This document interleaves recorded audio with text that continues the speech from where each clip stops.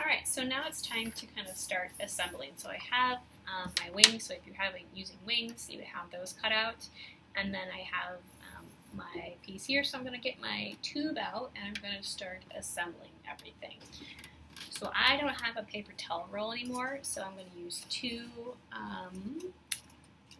two toilet paper rolls, and it might not be quite tall enough. So if I have a third one, I might want to add a third one in there. I'm going to do two to start with and see if that will need some Scotch tape, and I'm going to lay it vertically across the seam to just kind of get the seam joined together.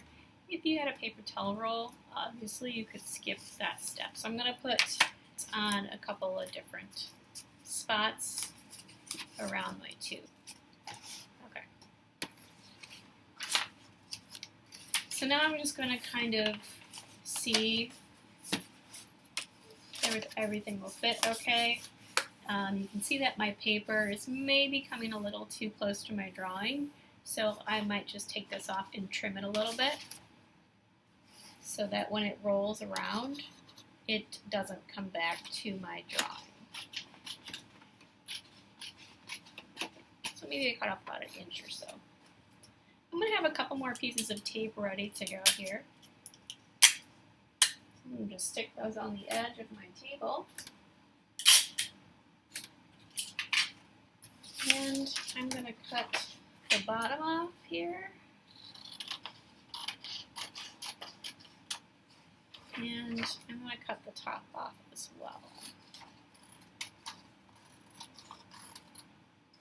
Maybe I'll even bring this down a little bit. Have those ears really sticking out.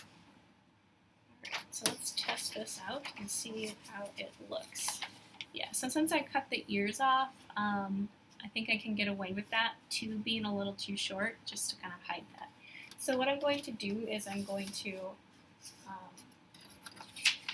wrap this up. So I'm going to kind of make sure the bottom of the tube and the bottom of the paper are level, and I'm going to take a couple of my pieces of tape that I saved, and if you don't have tape, you could use glue.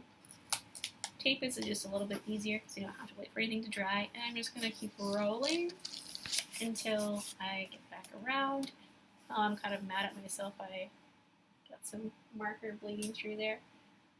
I'm going to put tape on and secure that in place.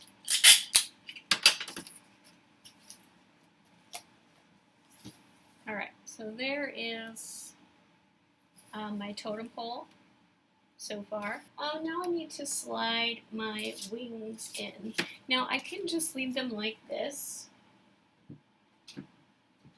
or I could find a piece of cardboard that would be the right size and glue them to this just to make it a little bit more sturdy, which is what I did here. So you can see that I've glued it to that so that it's the same shape. I traced that. I think for this demonstration I will just leave it as is for time reasons.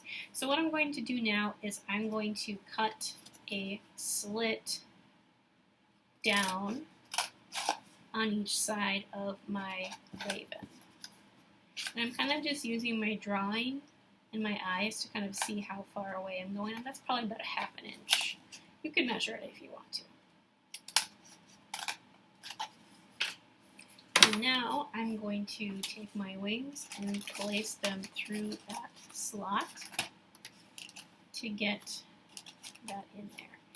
And it would probably be a good idea to put a piece of tape above that if you have the tape to kind of keep everything in place.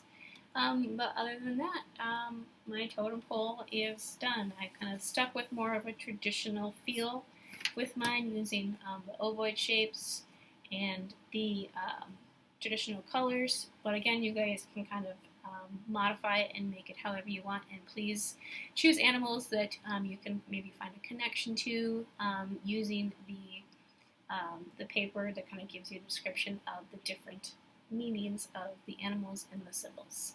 I hope you have fun, and can't wait to see your totem poles.